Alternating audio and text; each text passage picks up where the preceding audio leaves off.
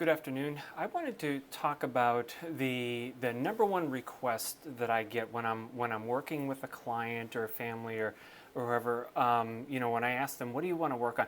There's the number one request that I get, and then I want to talk about how I address it. And so, the number one request I get is really it has to do with managing social interactions. For instance, a parent might say they want their child to be able to make more friends or to have more friends, or they want to be able to get along with roommates or with family members, or they want less fighting, or they want to be able to advocate for themselves, like ask for help in school when they need it, or go to the doctor by themselves, or those kinds of things.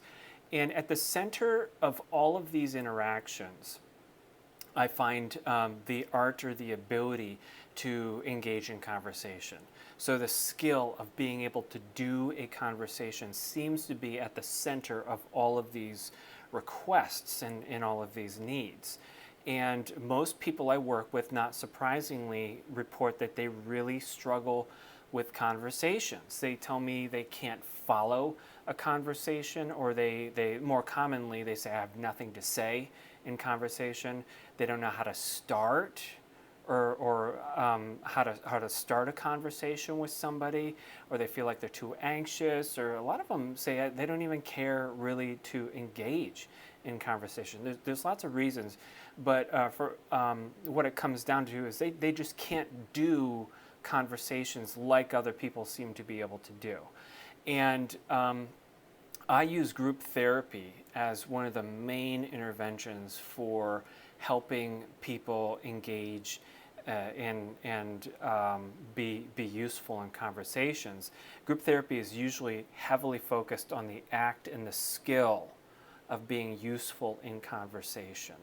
And especially as older the kids get, the more sophisticated this skill becomes, because the demands in conversation become higher with peer-based interactions.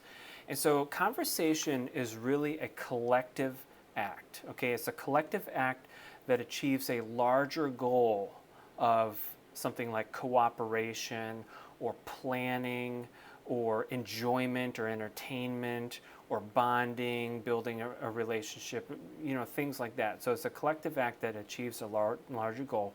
Many people tell me they can watch a conversation and sometimes even make sense of it, but they can't effectively participate at the level of moving things forward. They're not useful to the conversation. They don't really meaningfully affect the conversation. So I want to talk about how I work with my clients to improve their ability to affect or move conversations forward. And I do this in basically three departments, three modalities. The first is the obvious. It's the mechanics. When people say they want to make friends and that kind of stuff, usually what they're saying is they want me to teach them the ability, the skill of making friends, and more specifically, they want to know the mechanics. How do I talk to people? How do I say hello, and that kind of stuff. So the mechanics of conversations are things like, and you'll probably recognize all of these: turn taking, reciprocal interaction, which essentially means when somebody says something to you, you say something back in kind that's of the same quality and caliber, or especially in response to what they said. Other mechanics like asking people questions, especially for the sake of clarifying information or demonstrating interest in the topic or what they've said. Initiating conversations. How do I start one with somebody who looks like they want to start one? The one that I'm working on right now with my older teens in group is how to form an opinion that you can then verbalize. Here's what I think, and have it not sound like a rant or ridiculous. And then how I have them do this is I actually have them, once they state their opinion, I ask them to state the opposite side of that. State something that's not your opinion and have it make sense. And so in this way, they become, again, more adept at the mechanics of conversations. So the second part that I do, and this is one that I learned a while ago, and not necessarily from a psychologist, So the first one is mechanics. The second one is material. Most of my clients, most of the people I work with, they know a lot about very few things. So this is kind of the downside of having an area of special interest. They might know one or two things at a very deep level and have a lot of information about that, but are largely naive to many of the other things that most other people know about. Like most people you talk to can know something about politics or religion, or even some people who don't like sports, they still know about sports. They know who are maybe the major players. At least they know that right now it's baseball season. In that they know some basic things about that. So most people know a little bit about a lot of things. And this knowledge and this information help guide them and give them material during conversations. Even if they're not talking about their favorite thing, they can still engage and participate. Practically speaking, I tell my clients that they need to be watching or reading the news every day. This is, in my experience, this is where you can get the most information about the most things. It used to be from the newspaper, but now it's from the news feed. And I tell them, don't just read the news about sports, but read the news about politics or current events or health or whatever. But they need to have a basic knowledge about a whole lot of things. And this material will help them be more useful in conversations and to the conversation.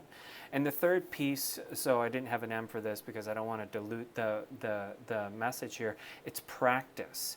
And I cannot overestimate the importance of practicing conversations, because conversation and being useful in a conversation, it is a skill. When it comes down to it, there's really no magic to it. It's a skill. And the more you do it, the better at it that you get. And this really is the other piece of group therapy, is not only can they practice specific mechanics of things like turn taking, but they can practice the whole gestalt of having a conversation over and over and over. And the key to good being adept in conversations is practice, practice, practice. I cannot overstate, again, that most of the clients that I have that have trouble making friends or speaking up in class and that kind of stuff, they also don't do it a lot. And at their peers are doing it, speaking up or making friends or talking with friends, having conversations an order of magnitude greater than they are, and they've been doing it for years. And so they need some catch up and some time to practice conversations. For most people, the ability to engage in useful and to engage usefully and be productive in conversations is essential, and the inability to do it can be a major or severe limitation. I highly recommend focusing on this ability of the art of conversation or the skill of conversation when considering readiness for other activities in academics or in social life or in self-advocacy or vocation. So this is just a brief overview of how I help my clients socially, and specifically how I help them develop the skill of being useful in conversation. Thank you for watching.